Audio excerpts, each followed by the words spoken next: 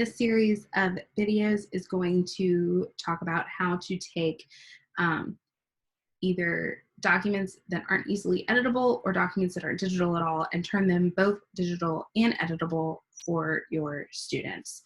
So the first thing that we're going to do real quick is just go over some file types that I might be discussing here with you guys, so you know what I'm talking about when I talk about them. So here is kind of our main things that we're going to be talking about. Really, we're going to focus on these documents here. So everybody's familiar with Microsoft Office, Microsoft Word, PowerPoint. Google has analogs to those. For Microsoft Word, it is Google Docs. For Microsoft PowerPoint, it is Google Slides. Now, we want to start using Google products as much as we can because those are easily used in classrooms. So if you're super familiar with Word, I know it's difficult to make the switch, but it will be so much easier to grade and things when you have things in Google Docs. And then Pages and Keynote are the Apple versions of those two. Pages for Word, Keynote for Slides. I'm sorry, for PowerPoint, but we don't have those on the iPads or on everybody's iPads just yet, and a lot of you don't have iPads anyway at this point. And even if you do, as you are watching this, they still would need to be converted into a Google to be able to be used in classroom anyway. So, but I want you to kind of just be familiar that those are the same. Now, I'm gonna come down here. A PDF is the thing that I'm probably gonna be saying the most over the next few videos. And a PDF is a document, but it's kind of like, it's like an image and a document all rolled into one. So it's an image in that it is transferable from all of these different platforms. So you could take a PDF that you download, say from your textbook or from Teachers Pay Teachers, and open it up on your work HP laptop, and then you can take that same PDF and it'll look identical when you get home and open it on your Mac computer or your Android cell phone or your MacBook or your iPad or your Galaxy tablet or whatever it is that you have. A PDF is always going to look the same. It's always going to open the same. It's always going to print the same.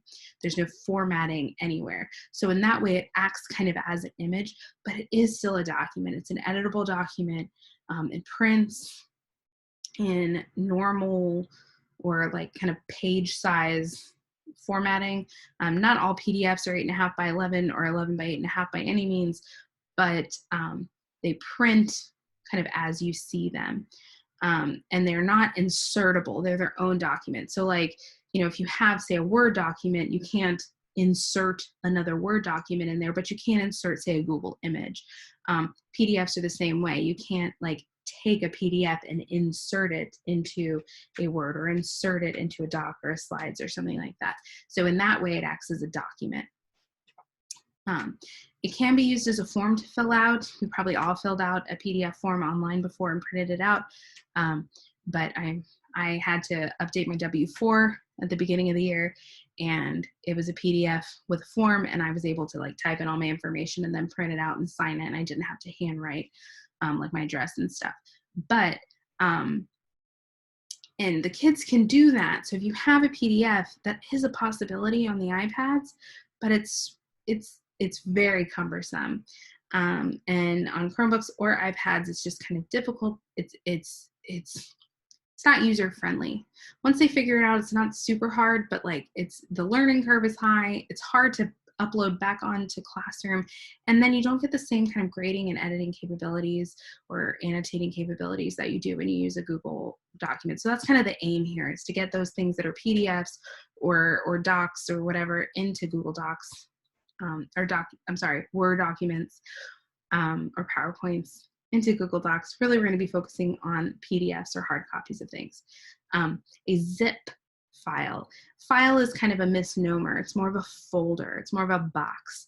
So I'm going to exit out of here for just a second and head over to Teachers Pay Teachers to show you an example. If you have bought anything off of Teachers Pay Teachers, the most likely thing that you have is you get this little zip image right here.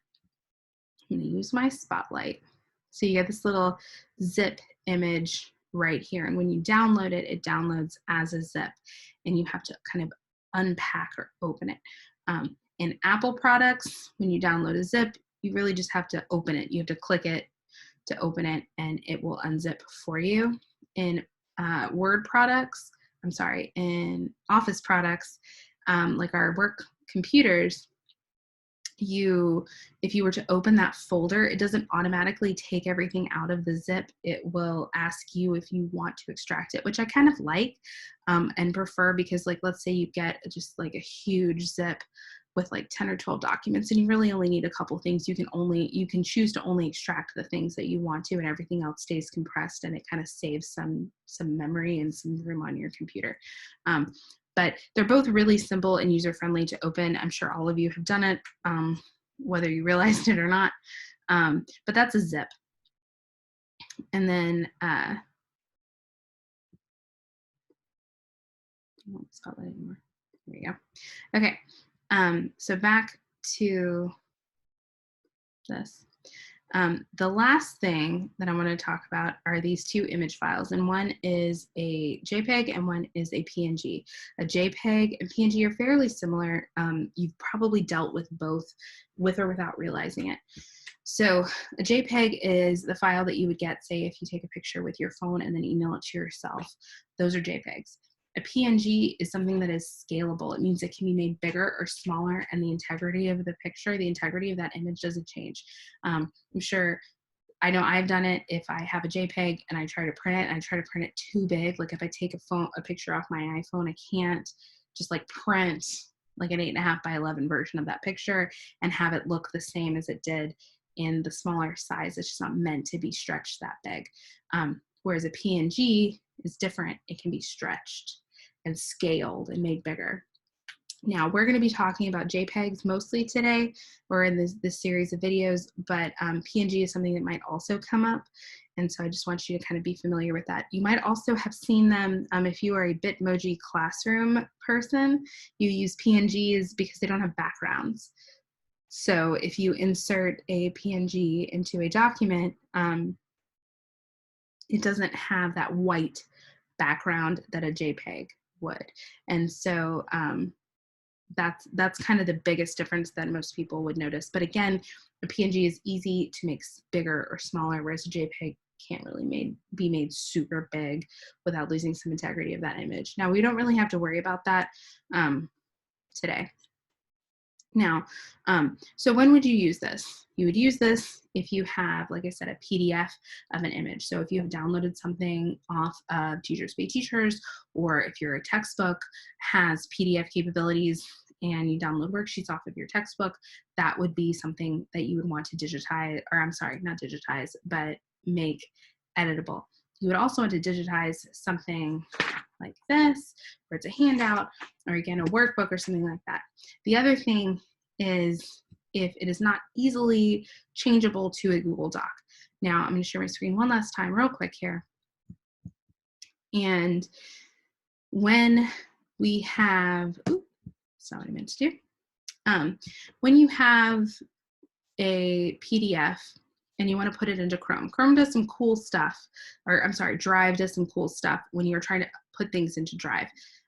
It will automatically change the format of certain things. So if you watch the series on making videos, you would have seen that it automatically kind of adds some extra features of YouTube to videos that are uploaded onto Drive, and it automatically changes Microsoft Office products into whatever the Google analog for that is. And so here's an example. So I have a PDF, and it does that for PDFs as well. So if you have a PDF and you want to change it to a Google Doc, you can try that. So like, here's a PDF, it's cute. But then when I change it to a Google Doc, and Docs did Drive did this automatically for me, it looks like this. So that's okay. That works for me. I can judge that up pretty easily. Now, if here's another one. So here's the page, the PDF that I got, and I uploaded it to my Drive, and then I did a convert to Google Docs. And this is, this is what I got. And so this is not, I'd have to spend way too much time trying to fix that, and it's not worth it. There's a much quicker way that I can turn this into something that's editable.